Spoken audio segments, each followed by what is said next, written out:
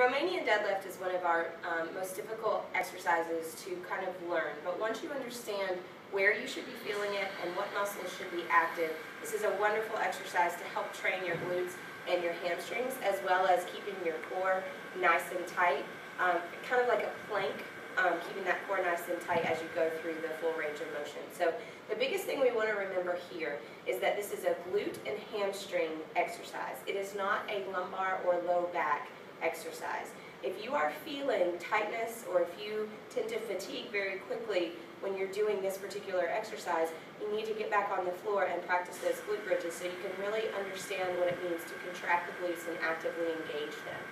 As I go through, I'm going to go ahead and demonstrate the exercise from the front and from the side, and then I'll explain to you what I'm doing.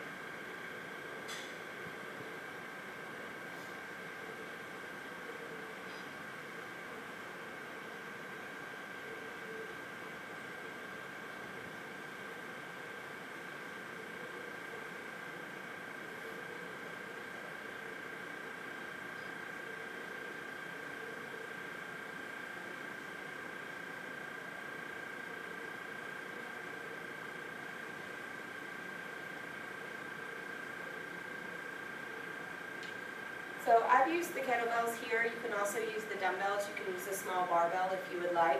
I would suggest starting with no weight at all so you can practice just making sure that you're in the right range of motion. So if I stand to the side, I have my feet about hip width apart. I'm going to pull my shoulders back. My chest is going to come out. I'm keeping a nice, tight, engaged abdominal area. So I'm going to go ahead and softly bend my knees. Okay, so this is what we call a soft knee.